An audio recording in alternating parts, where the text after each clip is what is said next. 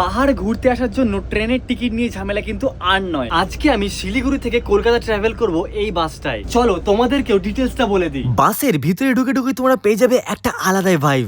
SNR এর চারিদিকে কিন্তু রেডই দেখতে হবে, যেমন এইগুলো রেড, বালিশ রেড, ব্ল্যাঙ্কেট রেড, সবকিছু, ইভেন হেডফোনও রেড দিয়েছে এখানে। প্রতিটা সিটের সামনে রয়েছে একটা করে টিভি, সাথে individual headphone, individual charging point, সাথে রিডিং ল্যাম্প, একটা সুন্দর কমফোর্টেবল ব্ল্যাঙ্কেটও দিয়েছিল জানো। একটু যাওয়ার পরেই প্রোভাইড করেছিল কয়েকটা স্ন্যাক্স। এই যে এগুলো ছিল। এত জার্নি করার পরে এখানকার এসি ওয়েটিং রুমটা কিন্তু খুবই কমফোর্টেবল। ড্রাইভারটা বেশ এক্সপিরিয়েন্স ছিল। বাসের মধ্যে রয়েছে সিসিটিভি আর জিপিএস ট্র্যাকার। বাসটার বাইরের লুকটা কিন্তু জাস্ট আলাদাই। সত্যজিৎ রায়ের ছবি প্রিন্ট করা ছিল। টিকিট অনলাইন কিংবা অফলাইন দুটোই অ্যাভেলেবেল। দেরি না করে ভিডিওটা সেভ কিংবা শেয়ার করে রাখো নেক্সট ট্রিপের জন্য। 57 ইয়ার্স এর ট্রান্সপোর্ট এক্সপিরিয়েন্স। এই পরিবহনের আরো 4টে ফ্লিট আর 2টো রুট কিন্তু ওপেন হচ্ছে। দীঘা রুটেও কিন্তু এদের বাস চলে। ফলো করো ওদের সোশ্যাল মিডিয়া। ওয়েটিং এ কি করে যাবো ট্রেনে?